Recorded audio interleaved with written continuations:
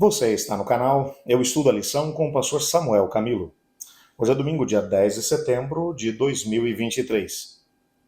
O tema que estudaremos na nossa lição da escola sabatina será Discurso de Batalha. O texto que serve como base para o nosso estudo é Efésios capítulo 6, versos 10 e 11, que diz: Quanto ao mais, sede fortalecidos no Senhor e na força do seu poder, revestivos de toda a armadura de Deus para poderes ficar firmes contra as ciladas do diabo. Bom, antes de podermos nos aprofundar um pouquinho mais no nosso estudo de hoje, eu gostaria de convidá-lo para orar comigo. Obrigado, Senhor Deus, porque temos a certeza de que apesar de vivermos em meio a uma grande luta entre as forças do bem e do mal, podemos contar com o exército celestial. Nas palavras de Eliseu, mais são os que estão conosco do que os que estão contra nós. Pedimos que o Senhor nos ajude a podermos entender o perigo que corremos, mas ao mesmo tempo colocamos nossa vida em tuas mãos, te dizendo que quer vivamos ou morramos, somos do Senhor. Pedimos também que o Senhor possa ouvir cada pedido que foi enviado para a nossa comunidade de oração, também esse pedido que está no coração do meu amigo, do meu irmão que ora comigo nesse momento, pedindo que o Senhor possa responder de acordo com a tua vontade. Colocamos também nossa vida completamente à tua disposição. Ajuda-nos, pois é em nome de Jesus que oramos. Amém. Quando olhamos aqui para esse texto que acabamos de ler, ele faz parte de uma perícope maior. Estamos estudando durante essa semana Efésios capítulo 6, versos 10 a 20. Aliás, é um dos textos que vai aparecer no nosso guia de estudos para ser lido nesse dia. Te desafio a gastar alguns momentos lendo de forma pausada, pensada, refletida esse mesmo texto, para que você tenha uma visão do todo, para que conforme formos estudando durante essa semana, você se encontre situado dentro daquilo que foi o discurso feito por Paulo sobre o grande conflito entre as forças do bem e do mal. Repare que Paulo começa mencionando uma batalha. Ele vai dizer: quanto ao mais, sede fortalecidos no Senhor e na força do seu poder. E ele vai dizer: revestivos de toda a armadura de Deus para poder ficar firmes contra as ciladas do diabo. Ele está usando aqui uma linguagem totalmente voltada para a questão de batalhas, de lutas, de guerras. Eu quero só te lembrar que nós estamos falando de um apóstolo Paulo que viveu na época em que o glorioso Império Romano estava no seu auge. Roma ainda estava num processo de expansão do seu território. O império, em termos de extensão territorial, o maior império em termos de extensão territorial foi o Império Romano. Roma seguia com suas legiões e de uma forma ousada e ao mesmo tempo extremamente estratégica conseguia vencer de forma hábil a maior parte das batalhas.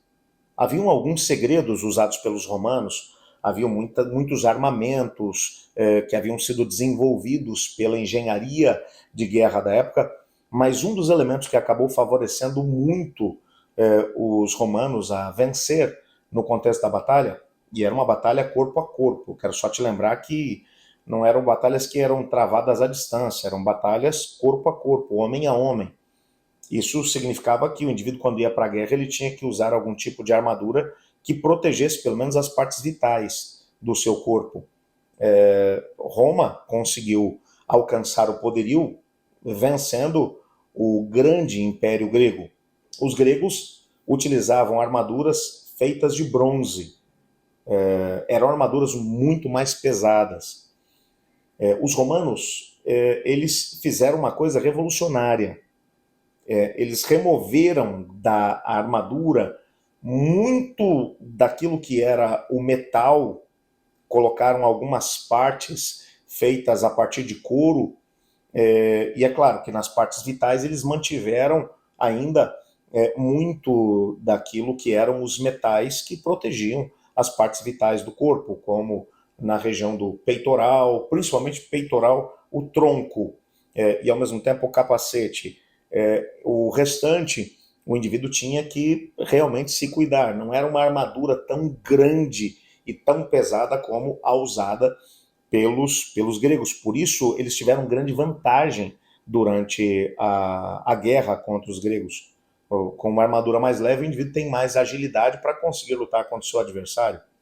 É claro que ele precisa de muito mais estratégia para conseguir ferir o adversário nos pontos mais vulneráveis da sua armadura. Mas essa velocidade com a qual o Império Romano conseguiu alcançar lugares tão distantes como o norte da Europa, o norte da África, e ao mesmo tempo até o extremo sul da própria Europa, a boa parte da Ásia, foram anexadas ao Império Romano.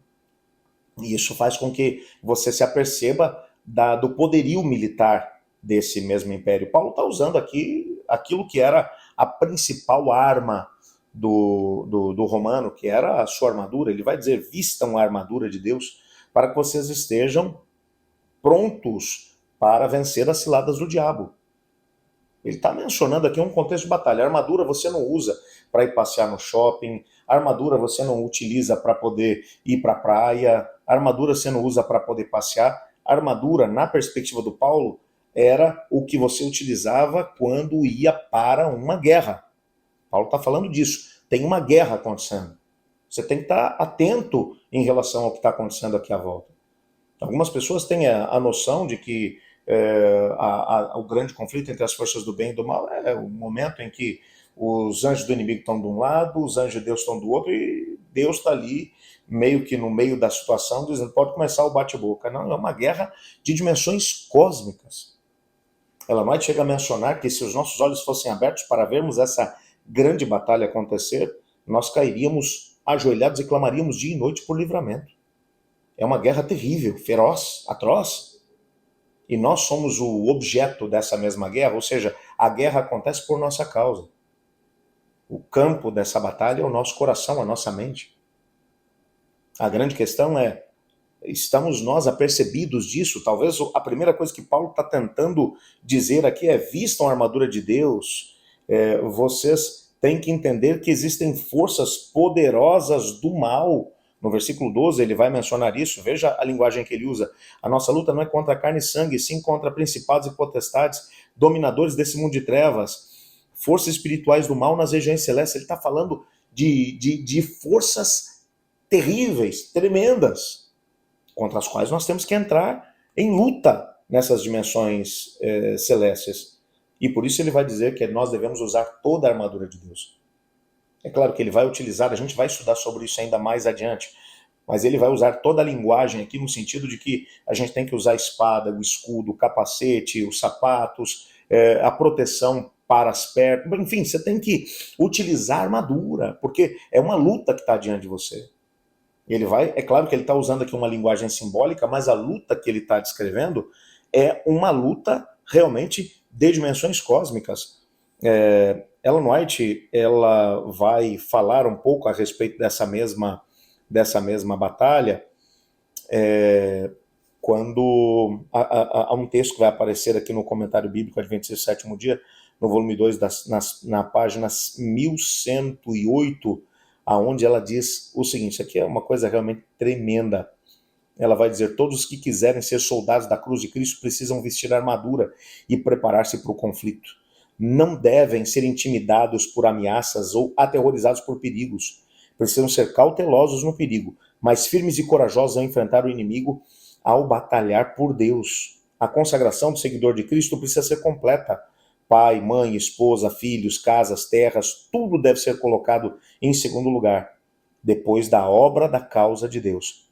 Ele deve estar disposto a suportar com paciência, com alegria, com prazer, qualquer coisa na providência de Deus, desde que ele seja chamado a sofrer. Sua recompensa final será assentar-se com Cristo no imortal trono de glória.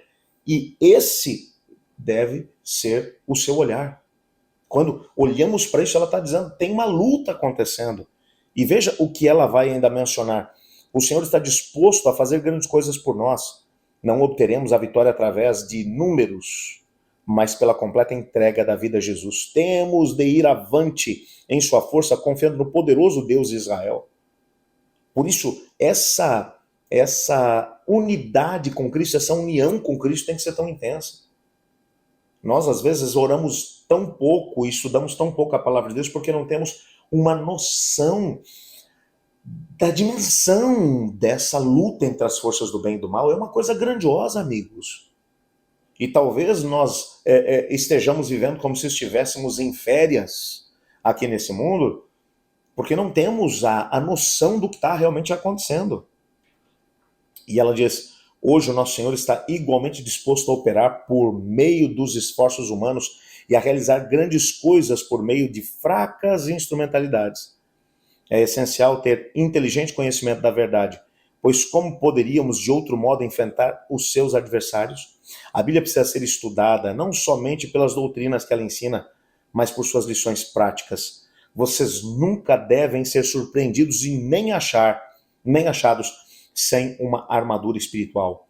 Estejam preparados para qualquer emergência, para qualquer chamado do dever. Estejam à espera, vigiando quanto a toda oportunidade de apresentar a verdade, familiarizados com as profecias e com as lições de Deus. Não confiem, porém, em argumentos bem elaborados. Argumentos por si só não são suficientes. Vocês precisam estar de joelhos, buscando a Deus. Devem sair para enfrentar o povo pelo poder e influência do Espírito Santo de Deus. É uma luta, irmãos. É uma luta que está a acontecer exatamente à nossa volta. Não é à toa que ainda no livro Atos dos Apóstolos, na página 19, veja o que ela vai dizer. Cristo não disse aos seus discípulos que a obra seria fácil, mostrou-lhes a vasta confederação do mal arregimentada contra eles. Teriam que lutar contra os principados e potestades, contra os dominadores desse mundo tenebroso, contra as forças espirituais do mal nas regiões celestiais. Mas não seriam deixados a lutar sozinhos. Assegurou-lhes que estaria com eles, e se avançassem pela fé, seriam protegidos pelo Onipotente. Ordenou-lhes que fossem corajosos e fortes, pois alguém mais poderoso que os anjos, o general das hostes celestiais, estaria em suas fileiras. Ele tomou todas as providências necessárias para a continuação da sua obra e assumiu a responsabilidade pelo sucesso dela. Enquanto obedecessem a sua palavra e trabalhassem em harmonia com ele, nunca fracassariam. Isso aqui é fantástico. Hoje eu tenho encontrado muita gente no contexto do meu ministério que vem e diz, pastor, eu não consigo vencer, eu sou fraco demais, eu não posso, eu não consigo, eu não sou capaz de tudo. Isso é verdade. Por nós mesmos nós não somos capazes de vencer absolutamente nada. Mas quando entendemos a dimensão da luta que está ao nosso lado, quando entendemos a grandiosidade daquilo que está diante de nós e percebemos o chamado e o grande propósito que Deus tem para a nossa vida, nós somos capazes de poder vencer. Somos capazes de vencer porque você, sozinho contra as forças do mal, é minoria. Mas você e Deus contra as forças do mal, você é a maioria. O que faz a diferença é Deus. Eu vou te dar um exemplo claro daquilo que eu estou tentando te dizer. Eu me lembro que minha mãe teve uma ideia brilhante quando me colocou na escola, pelo menos um ano mais cedo. E quando ela foi me matricular na escola em que eu estudava, estou falando de pelo menos aí uns 35 anos atrás, 36 anos atrás, havia ali, não, muito mais do que isso, uns 40 anos atrás, havia ali na minha escola o primeiro ano A, B, C, D, E, F. Bom, não tinha, e naquela época eles dividiam as turmas assim, os melhores alunos iam para a turma A, os alunos mais problemáticos iam para B. Bom, e assim por diante. Quanto mais complicada fosse a turma, as letras iam avançando. Você imagina como é que era a turma F, na qual ela me matriculou? Eu tinha, na época, 6 anos e o aluno mais novo depois de mim, eu com 6 anos, o mais novo tinha 12. Você está imaginando isso? Era uma outra época, né? Um outro tempo. O fato é que eu comecei a enfrentar algumas situações enquanto criança na escola. Hoje chamariam de bullying, O fato é que eu apanhava na escola mesmo dos alunos mais velhos. E tinha um aluno, especificamente, um colega, que era bem mais velho que eu, ele tinha por volta de 13, 14 anos já na época, e o prazer dele era me bater. E ele dizia, se você contar para alguém, vai ser pior. Eu me lembro que teve um dia, e o meu irmão era assim, né? Nós somos só dois em casa, então ele é 10 anos mais velho que eu. Eu tinha 6, ele tinha 16 na época. Um dia eu cheguei em casa, ele entrou no meu quarto e falou assim, ó, em irmão meu, só quem bate sou eu. E eu falei, mas por que você vai querer me bater? Ele disse, porque tem mais alguém batendo em você. Quem é que tá te batendo? Porque eu andava ah, chorando, não queria ir para a escola e tal. Eu falei, como é que você sabe do Renato? Daí ele olhou para mim e falou, quem é esse tal de Renato? E aí eu contei para ele. Eu falei, agora que ele vai me bater mesmo? Eu falei assim, não, senhor. Você não está sozinho. Eu sou seu irmão. Eu vou defender você.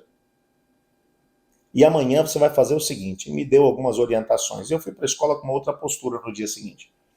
O Renato chegou para poder pegar meu lanche. Quando ele chegou e pegou meu lanche, eu olhei para ele e disse, pode comer à vontade, come bem, porque é a última vez que você come meu lanche. Ele, o que você está falando, rapaz? Veio, me deu um safanão, eu disse, pode bater à vontade, porque é a última vez que você me bate.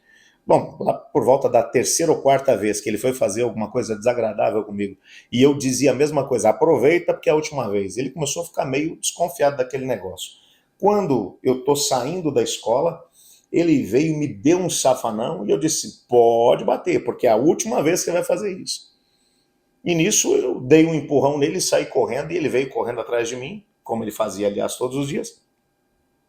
Mas quando nós chegamos na esquina, eu parei. E quando eu parei, ele me grudou pelos colarinhos.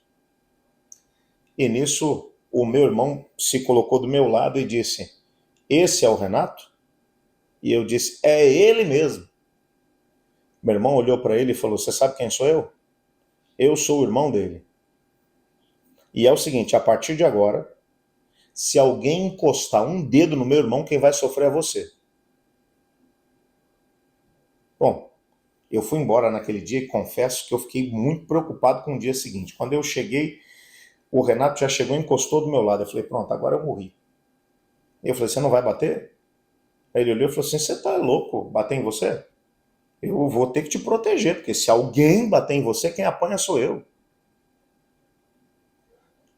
Eu nunca mais acabei sofrendo na mão do Renato.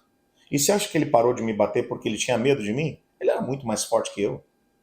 Ele estava respeitando, era o meu irmão. Essa é apesar de ser uma história simples e que retrata um pouco daquilo que era a realidade nas escolas públicas há muito tempo atrás, na época em que eu ainda estudava, ela retrata muito daquilo que é a nossa vida espiritual.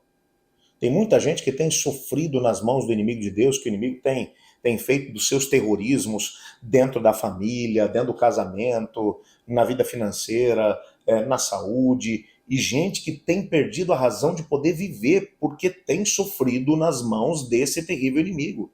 E o inimigo ainda olha para você e diz, não adianta correr para Deus. E ele faz uma pressão para que você não ore, para que você não estude a Bíblia, para que você não esteja em comunhão com Deus, para que você não vá à igreja. Porque ele sabe que se você deixar de fazer essas coisas, então você vai estar mais fraco na fé e ele continua tendo ascendência sobre a sua vida e continua fazendo seu terrorismo sobre você. A nossa única maneira de poder vencer, e Cristo ensinou isso para os discípulos, não tenham medo do inimigo, mas permaneçam firmemente ligados comigo. Eu vou estar com vocês o tempo todo. E como vocês estarão agindo na força do onipotente, ninguém poderá vencê-los. Ninguém poderá vencê-los. Eu sou convosco. A última promessa de Jesus antes de subir ao céu foi, eis que estou convosco todos os dias até a consumação do século. Portanto, o que nós não podemos negociar sob hipótese alguma, em momento algum da nossa existência, é a nossa comunhão com Deus. Temos que estar firmemente alicerçados com Ele. A única maneira de vencermos as forças do mal é entendermos, nós estamos em guerra e eu não posso me dar o luxo de sair sozinho de casa. Eu tenho que sair com Cristo. Com Ele, você não tem o que temer. Porque ao som do nome de Jesus Cristo, todo o exército do inimigo treme. Por isso, se eu estou falando para alguém que tem sofrido nas mãos do mal, hoje é o dia de dizer, basta, chega. corra para os braços de Cristo. Busque nele força e paz. E o poder que você precisa para vencer. O Senhor Deus fará com que flua através de você. Eu estudo a lição. E você?